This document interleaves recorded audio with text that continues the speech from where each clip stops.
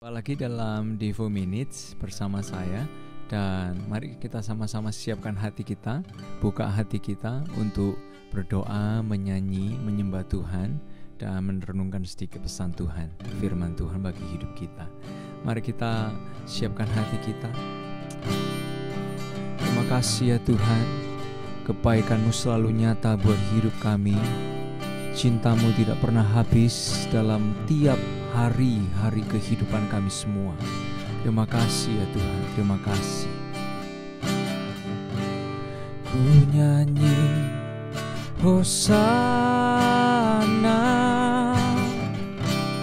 bagi Rajaku yang duduk di tahta. Aku muliakan dan ku agungkan, Kau layak disembah. Oh, ku nyanyi Hosana bagi Rajaku yang duduk di tahta. Aku muliakan dan ku agungkan, Kau layak disembah. Pujilah aku Tuhan, cobalah aku Tuhan, selidiki batinku dan hatiku. Mataku tertuju padamu, aku cinta padamu Tuhan. Aku rindu hadirat-Mu Tuhan. Aku ingin selalu dekat padamu, menikmati kehadiran-Mu. Oh, bersama ku nyanyi Hosana bagi Rajaku yang duduk di tahta. Aku muliakan dan ku agungkan, Engkau yang layak diagungkan dan disembah. Ku nyanyi Hosana bagi Rajaku yang duduk di tahta. Aku muliakan dan ku agungkan, Kau layak disembah. Kau layak disembah. Dia yang layak, Kau layak disembah. We thank you Lord. Mari naikkan ucapan syukur kepada Dia, Tuhan yang baik, Tuhan yang cinta dan sayang akan kehidupan kita semua. Karya-karyanya nyata, kebaikannya nyata, cintanya nyata, keajaibannya masih terjadi sampai hari ini. We praise you Lord, Almighty God, we honor you. Yesus, padamu ku berseru, Kaulah penyelamatku. Terpujilah Kau Tuhanku, mulutku memuji nama-Mu sepanjang umur hidupku. Terpujilah Kau Tuhanku. Yesus, padamu ku berseru, Kaulah penyelamatku. Terpujilah Kau Tuhanku, dulu ku memuji namamu sepanjang umur hidupku. Terpujilah Kau Tuhanku di atas segalanya. Terpujilah Kau Tuhanku di atas segalanya. Hari ini saya ingin mengajak kita semua merenungkan tentang sebuah pesan, yaitu tentang berani di dalam Tuhan tentunya. Nah, menarik sekali, di 2 minggu lalu saya mendengarkan tentang khotbah di Alpha Omega Church tentang Christmas Socks bagian yang pertama. Nah, di situ kita ngelihat ada 3 figur, yaitu Yusuf, Maria, dan orang Majus. Dan yang saya tertarik untuk baca lagi dan baca ulang ketika dijelaskan tentang bagaimana interupsi dan disrupsi itu terjadi dalam hidup Yusuf, lalu bagaimana dia merespon. Dan saya coba baca lagi dan saya menemukan ternyata ada satu kata, yaitu ini, berani. Nah, saya ingin mungkin Anda semua sudah tahu, dan ketika dia sudah mulai mempertimbangkan untuk meninggalkan Maria, maka ini yang terjadi di ayat yang ke-20 dari Matius pasal yang pertama. Tetapi ketika ia mempertimbangkan maksud itu, malaikat Tuhan nampak kepadanya dalam mimpi dan berkata, Yusuf anak Daud, janganlah engkau takut mengambil Maria sebagai istrimu, sebab anak yang di dalam kandungannya adalah dari Roh Kudus. Ia akan melahirkan anak laki-laki dan engkau akan menamakan dia Yesus. Nah, menarik sekali Bapak Ibu Saudara sekalian.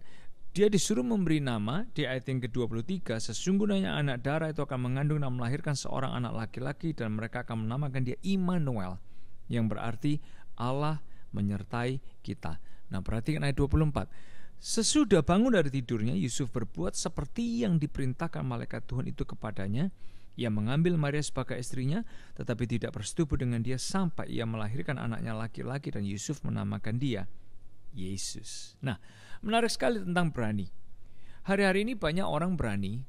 Kita berani untuk jadi bingung dalam hidup ini karena banyak hal membingungkan di tahun ini. Kita juga berani untuk jadi bosan dengan pola hidup seperti ini, dalam situasi seperti ini.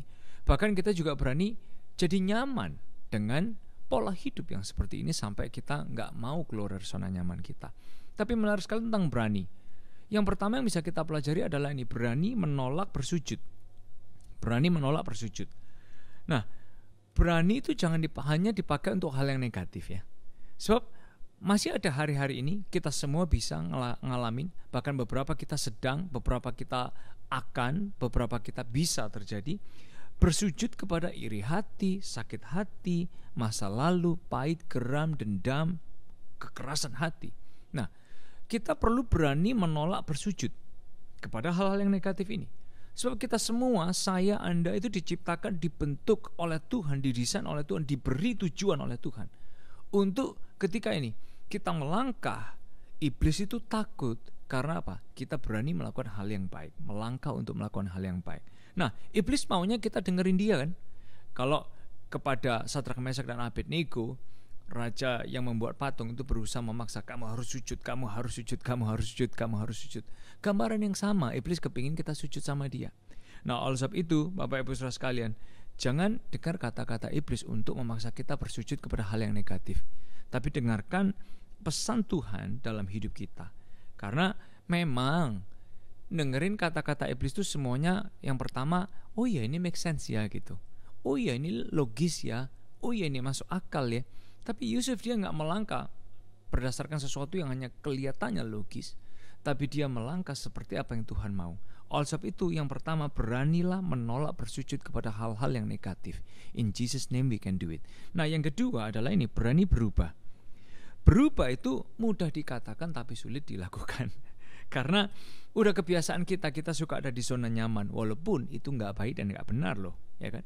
Makanya Roma 12 ayat 2 dia bilang gini, berubahlah oleh pembaruan budimu. Menggunakan kata yun, artinya bukan modifikasi tapi metamorfosis. Metamorfosis itu seperti apa?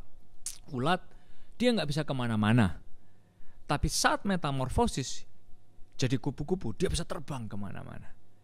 Kecebong, dia hanya bisa ada di air. Tapi saat metamorfosis, dia jadi katak, dia bisa lompat kemana-mana. Perhatiin, murid Yesus awalnya itu hanya penjala ikan. Tapi saat metamorfosis, mereka menjala jiwa untuk kemuliaan nama Tuhan. Ayo berani berubah. Siapapun kita, jangan hanya berani melakukan hal yang buruk, berani berubah jadi lebih baik. Nama Tuhan dipermuliakan. Nah, yang ketiga, Bapak Ibu Saudara sekalian, berani untuk apa? Berani menang. Ada banyak orang takut gagal, tapi tidak sedikit yang takut menang. Oh ya? Kok bisa? Iya, banyak orang. Seringkali di Alkitab diceritain, ayo Tuhan udah undang, Tuhan udah ajak, ayo win with me, menang bersama saya. Kita seringkali takut kok, menghindar kan. Nah, ciri-cirinya apa sih orang yang takut menang? Tidak berani menghadapi tantangannya. Lari terus, menghindar terus kalau ada tantangan. Nah, yang berikutnya ciri-ciri orang gak berani menang adalah gak berani ambil kesempatan. Kadang kesempatan datang dalam bentuk masalah, dan itu pun gak berani dihadapin. Nah, yang berikutnya adalah ini, ciri-cirinya apa orang gak berani menang? Tidak mengizinkan Tuhan melayakkan dirinya. Gideon pernah ngalamin itu, dan bahkan ini, yang berikutnya ciri-ciri berikutnya tidak melibatkan Tuhan dalam hidupnya. Ada yang merasa gak mampu tapi gak melibatkan Tuhan, ada yang merasa mampu tapi justru malah gak melibatkan Tuhan. Nah, oleh sebab itu ayo kita sama-sama berani menang dalam Tuhan.